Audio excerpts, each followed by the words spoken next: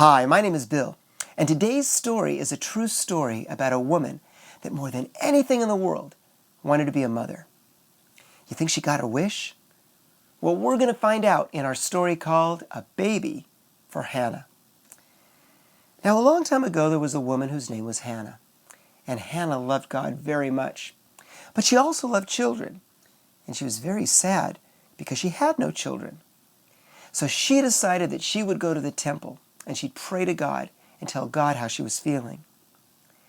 Well, when she got to the temple, she knelt down and she quietly began to pray so that nobody heard her except God.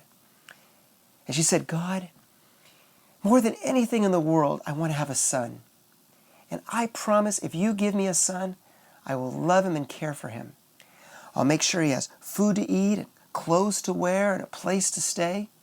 And I'll teach him about you. And when my son is old enough, I promise you that I'll give him back to you. Well, while she was praying that prayer, the priest came by. His name was Eli. And Eli said, Hannah, I know that you're praying to God, and I know that God hears your prayers, and that God will answer your prayer. Well, Hannah wasn't sad anymore. She was so excited. She knew that God had heard her. And so she ran home. And you know what? It wasn't long after that when she really did have a child. And she named the child Samuel. And just as she promised God, she made sure that Samuel was well loved and taken care of. She gave him food to eat, and clothes to wear, and a place to stay. She taught him about God. And when Samuel got old enough, she remembered the promise that she had made to God. And so she took Samuel back to the temple. And she went over to Eli, and she said, Eli, when I was here the last time, I made a promise to God.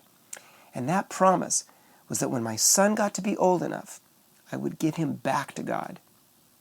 So Eli, I have a very big favor to ask of you. I want you to take care of my son.